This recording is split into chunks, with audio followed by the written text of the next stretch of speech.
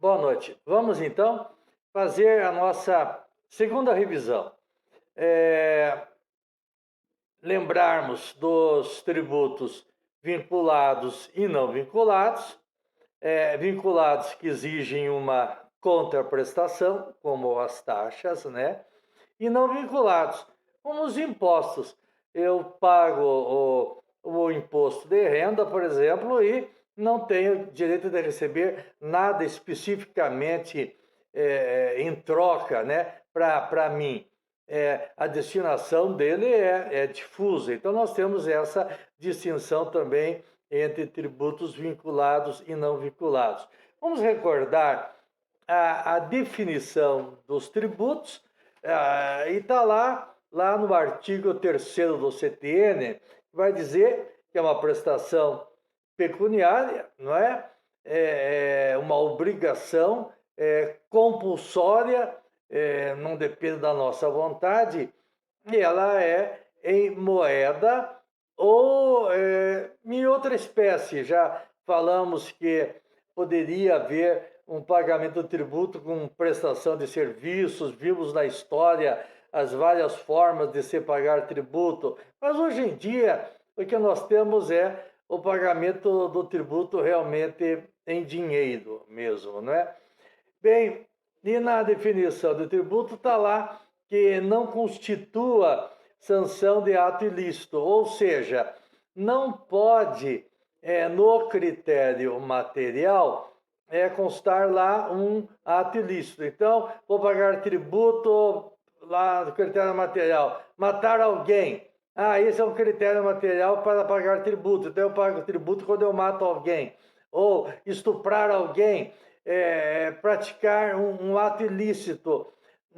No critério material não pode estar definido ali um ato ilícito para cobrar o tributo. Tem que constar um ato, em princípio, lícito. Agora, se a natureza dele é ilícita, isso é outra coisa. Isso não impede a cobrança do tributo. Voltando ao imposto de renda. Ter renda, esse é o critério material do imposto de renda. Agora, se a renda é lícita ou ilícita, isso não interessa. Isso, o fato da renda ser ilícita não exclui o dever de pagar o tributo. Então, quando você fala aqui em que não constitua sanção de ato ilícito, é não se colocar no critério material um ato ilícito. Tem que se colocar um ato, em princípio, lícito. Não importa se a origem daquela renda, no caso que eu estou falando de imposto de renda, é lícita ou não. O importante é que ter renda é um ato, em princípio, lícito, não é? Bom, circular mercadoria, da mesma forma. Instituído em lei. Bom, é o princípio da legalidade, é que quem nos tributa somos nós mesmos, ou seja, somos nós mesmos através dos nossos representantes. Então, nossos representantes é quem vão instituir determinados tributos. Então, é o que também nós podemos chamar de alta tributação, ou o princípio da legalidade, que vamos recordar logo, logo. Instituída em lei, cobrada mediante atividade administrativa plenamente vinculada, ou seja, eu não posso cobrar tributos de um e não cobrar tributos de outros que estejam na mesma situação. Não é permitido, então, uma discriminação relativamente aos contribuintes. Bem, nós vimos também, só recordando, que a natureza jurídica do tributo é o fato gerador. Não importa a sua denominação. Então, eu posso dizer que tal fato gerador é um ICMS, mas eu vou olhar tal imposto, tal fato é considerado ICMS, mas eu vou olhar efetivamente o fato gerador e vou verificar que aquilo não é o ICMS. É aquele exemplo que eu dei das duas garrafas cheias aparentemente de Coca-Cola, né? Uma tem Coca-Cola e outra tem o café. Nome de Coca-Cola, garrafa de Coca-Cola, mas não é Coca-Cola, cor de Coca-Cola, mas ele é o café. Então, para eu saber se um tributo é devido, não basta eu olhar o nome que se dê àquele tributo, mas sim examinar o seu fato gerador. Eu dei o exemplo da questão aqui do Estado do Paraná, relativamente ao ICMS que se cobra quando uma mercadoria sai da matriz e vai para a filial da mesma empresa. Não houve a troca de propriedade da mercadoria e para a cobrança do ICMS há necessidade da circulação econômica da mercadoria.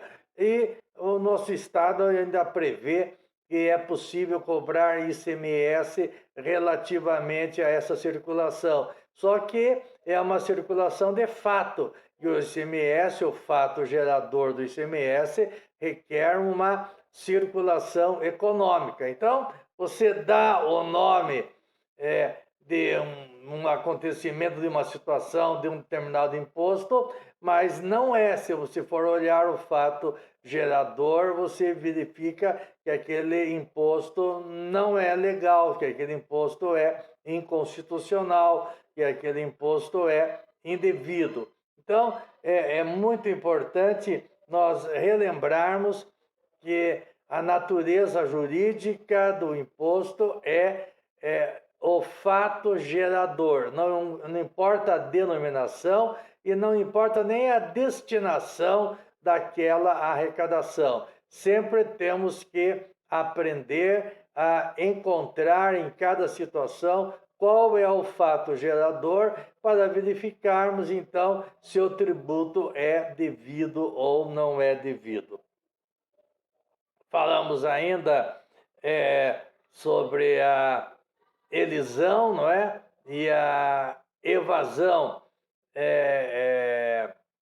Elisão é o planejamento tributário. O sistema tributário tem, naturalmente, muitos furos, é equiparado a um queijo suíço cheio de furos. Então, no planejamento tributário, eu posso, através de um planejamento tributário bem feito, reduzir a minha carga tributária, mas isso de maneira legal. Essa é a elisão. A evasão é quando eu diminuo a minha carga tributária, mas de maneira ilegal, de maneira fraudulenta. Também eu não me lembro se eu falei para vocês da bitributação e do bis in idem, que em princípio são proibidos, só pode acontecer quando autorizado pela Constituição, ou seja, o mesmo fato gerador dar motivo a dois tributos diferentes impostos por entes diferentes, ou seja, a União institui um imposto sobre o fato gerador e o Estado institui um imposto sobre o mesmo fato gerador. Isso seria considerado bitributação. O bis in idem é quando o mesmo ente, por exemplo, o Estado, ele, sobre o mesmo fato gerador, aplica dois tributos diferentes. Aí, então, no bis in idem é o mesmo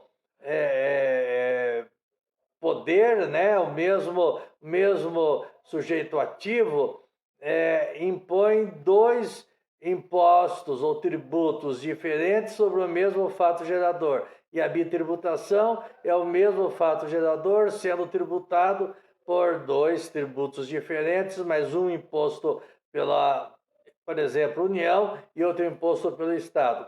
Essas situações, elas são vedadas, a não ser quando a Constituição autoriza. Então, por exemplo,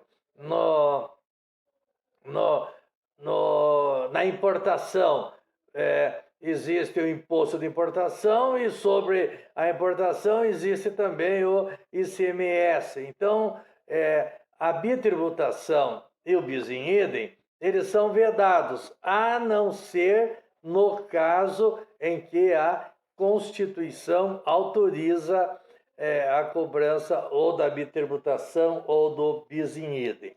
Bem, vamos agora falar sobre as limitações do poder de tributar, recordarmos as limitações do poder de tributar. Mas antes disso, vamos falar sobre as características, algumas das características que nós já vimos, características da competência tributária. Bom, uma das características, ela é indelegável, ou seja, o IPTU foi atribuído ao município, ele não pode delegar para o Estado ou para a União, ou o ICMS foi atribuído a competência para tributar para o Estado, ele não pode delegar para a União, ou município, ou vice-versa. É só ele que pode exercer aquela competência. Claro, ele pode delegar a cobrança do tributo ele pode delegar, mas a instituição, a competência para instituir o tributo é indelegável. A outra característica que nós falamos foi a incaducabilidade, porque pode o ente público não exercer esse seu direito de tributar durante algum tempo, mas a hora que ele resolver tributar, ele pode tributar, não caduca o seu direito de instituir os tributos que são da sua competência, né? E outro da irrenunciabilidade. O fisco não pode, pura e simplesmente, dizer que renuncia à cobrança deste ou daquele tributo. Apenas para recordar, então, algumas das características da competência tributária. Vamos recordar agora as questões do Código de Defesa do Contribuinte. O Código de Defesa do Contribuinte, que nós temos lá no artigo 150, relativamente às limitações do poder de tributar. Mas, ali no artigo 150, já dissemos, não estão todas as limitações do poder de tributar. Elas podem estar em outros artigos que não necessariamente o artigo 150. A principal deles, nós sabemos, está lá no artigo 145, parágrafo 1º, que é a da capacidade contributiva. Vemos que há essa enorme polêmica relativamente àquela expressão sempre que possível, para se definir se a capacidade contributiva é obrigatória ou não. Eu, particularmente, apesar da redação deste artigo 145, parágrafo 1º, eu entendo que a capacidade contributiva, a observância da capacidade contributiva é obrigatória, sim. Porque a teoria vai nos dizer que eu só tenho obrigação de pagar tributos depois de estarem satisfeitas as minhas necessidades básicas. Então, se eu só tenho obrigação de pagar tributo após estarem satisfeitas as minhas necessidades básicas, é que a observância da capacidade contributiva, ela é obrigatória. Bem, mas falamos que há muita polêmica relativamente a essa questão, não é? A capacidade contributiva, ela é medida, né, nos tributos pessoais em relação àquilo que a pessoa ganha, não é? Nos tributos diretos, é relativamente fácil medir a capacidade contributiva. A dificuldade maior está nos chamados tributos indiretos, que são aqueles tributos que repercutem no preço das mercadorias. Então eu não posso chegar lá, vou comprar uma Coca-Cola e o comerciante pergunta: quanto você ganha? Ah, X. Então aqui vai incidir o ICMS sobre a Coca-Cola em tanto. Aí você, eu estou desempregado. Então não vai incidir o ICMS sobre a Coca-Cola nessa sua compra. Não, isso é impossível de se fazer. Isso é impossível. O ICMS já está embutido de maneira geral na compra da Coca-Cola ou de qualquer outra mercadoria. Mas então, como é que você procura estabelecer a capacidade contributiva nos impostos indiretos?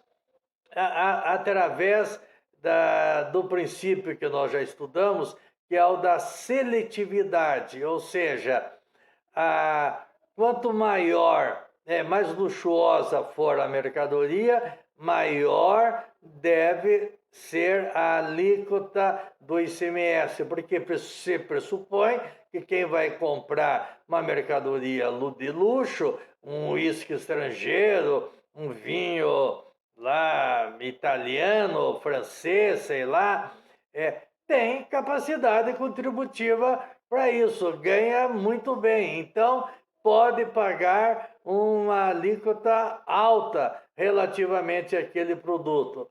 Agora, enquanto que os produtos de primeira necessidade, o pãozinho francês, o leite, o arroz, feijão, esses devem ter a alíquota menor, porque são produtos de primeira necessidade. Então, se eu quero no meu almoço tenha caviar, é porque eu tenho uma renda muito boa. Então, o caviar deve receber uma carga tributária considerável, não é? Por ser, evidentemente, um luxo. Então, a capacidade contributiva nos tributos de natureza, nos impostos de natureza indireta, eles são medidos através do princípio da seletividade.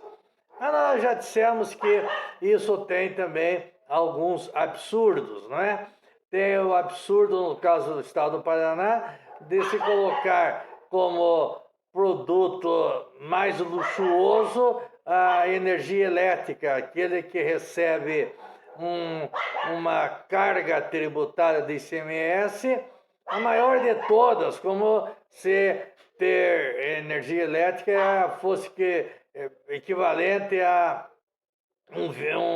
um whisky escocês de primeira linha, não é? O uso de asa delta, de compra de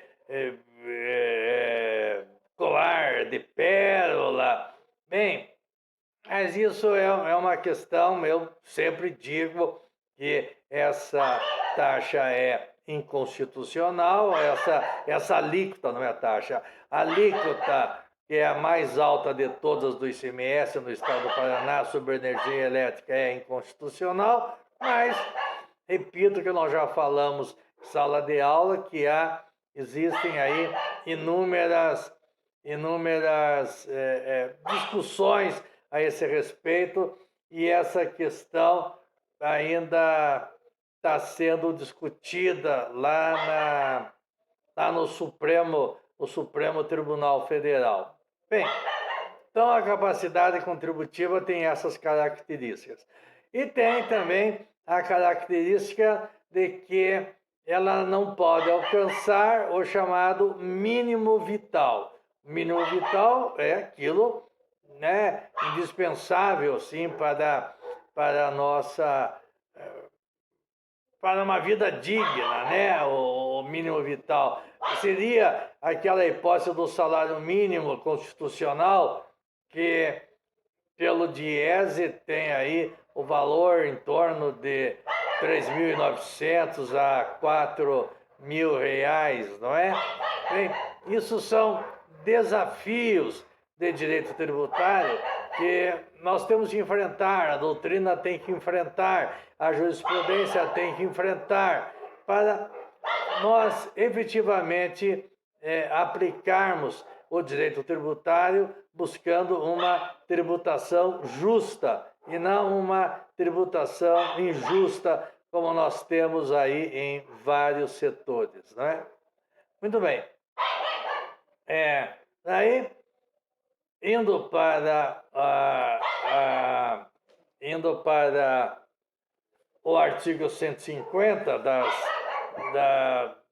das limitações ao poder de tributar, nós só vamos recordar lá que o artigo 150 ele vai dizer sem prejuízo de outras garantias, ou seja, não só aquelas enumeradas no artigo 150, mas diz sem prejuízo de outras garantias asseguradas ao contribuinte, por isso é chamado Código Constitucional de Defesa do Contribuinte, é vedado à União, aos estados, ao Distrito Federal e aos municípios.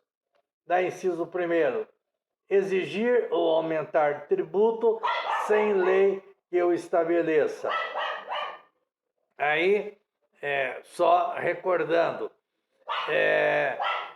o direito tributário, ele, para a instituição, o aumento de tributos, ele exige lei, mas de uma reserva legal, lei em sentido estrito. Nós vimos que há o princípio da legalidade em sentido estrito e a legalidade em sentido amplo. A legalidade em sentido amplo admite analogia. A legalidade em sentido estrito não admite analogia. São dois ramos do direito em que a legalidade deve ser em sentido estrito, ou seja, não admite analogia. É o direito penal e o direito tributário. Então, o princípio da legalidade em direito tributário é legalidade em sentido estrito, ou reserva legal, ou também nós podemos chamar de tipicidade. O fato tem que ser típico para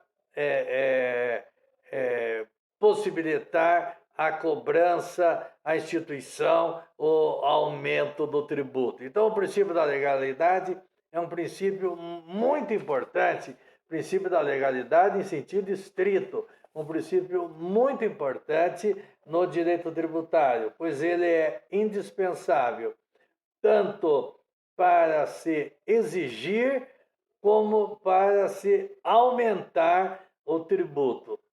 O segundo princípio Bom, mas nós já aprendemos também que há o princípio chamado o princípio da legalidade aparente.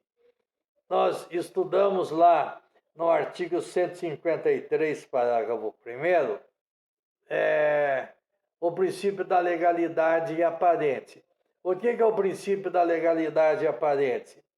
Esse artigo 153, parágrafo 1º, que trata dos impostos da União, ele vai dizer: é facultado ao Poder Executivo, atendidas as condições e os limites estabelecidos em lei, alterar as alíquotas dos impostos enumerados nos incisos 1, 2, 4 e 5, ou seja, imposto de importação, imposto de exportação, IPI, não é? Que é Imposto sobre Produtos Industrializados, e o IOF, que é o Imposto sobre Operações de Crédito, Câmbio e Seguro, ou outros relativos a títulos ou valores mobiliários. Bem, por que nós dizemos legalidade aparente? Porque, em princípio, todos os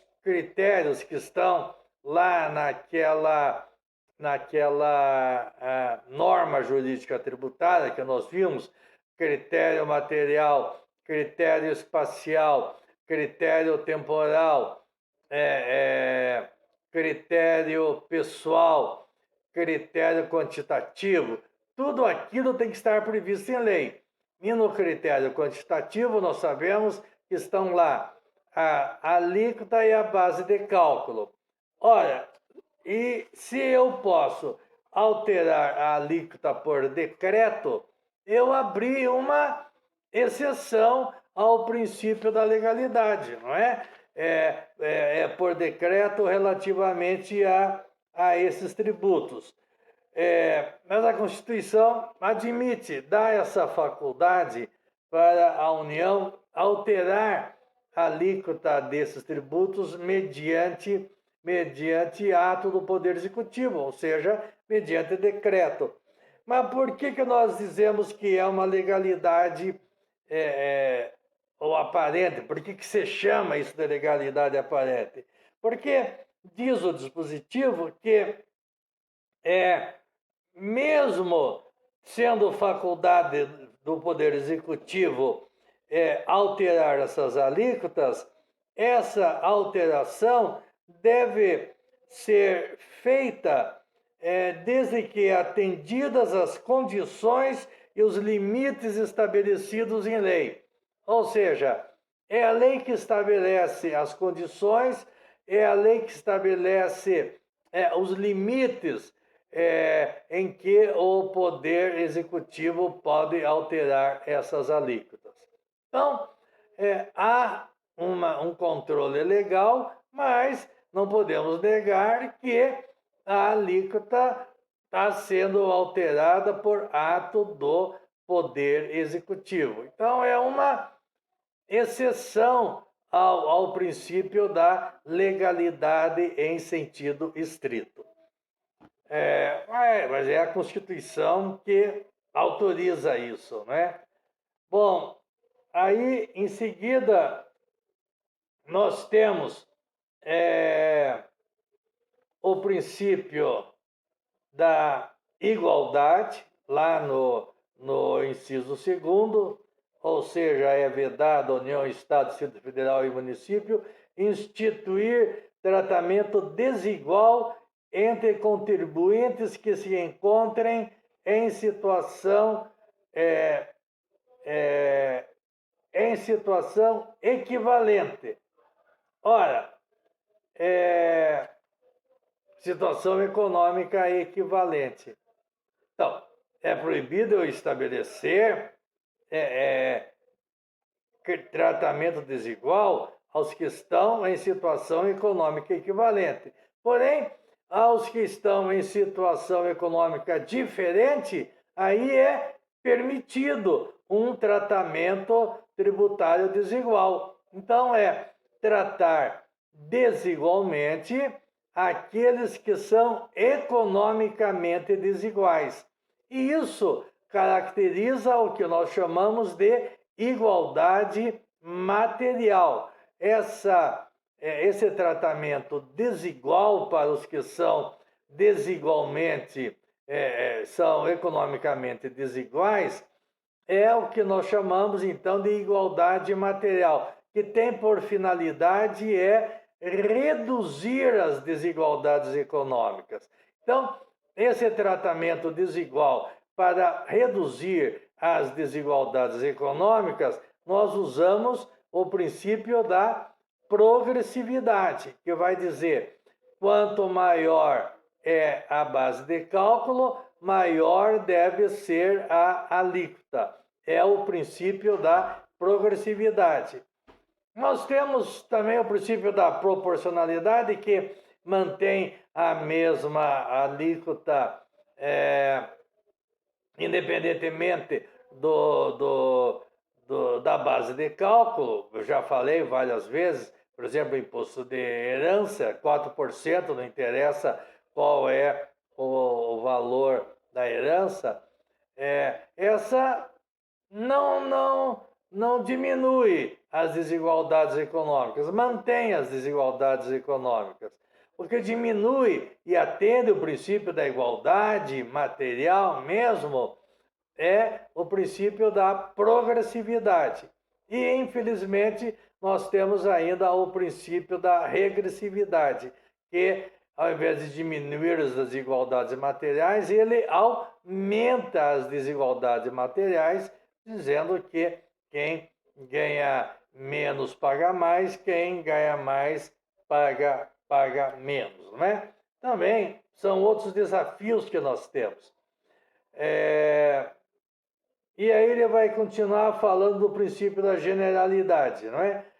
Que se encontre, então, instituir tratamento desigual entre contribuintes que se encontram em situação equivalente, proibida qualquer distinção em razão de ocupação profissional ou função por eles exercida, independentemente da denominação jurídica dos rendimentos, títulos ou direitos. Aí ele estabelece o princípio da generalidade, ou seja, aquelas pessoas que têm, no caso de imposto de renda, determinados rendimentos, não importa o cargo que ocupe, não importa a função que ocupe, se tem aqueles rendimentos, todos têm que pagar o tributo correspondente, não é? É que antes, eu já disse, da Constituição de 88, nós tínhamos muitos privilégios, né? Determinadas classes, apesar de ganhar bem,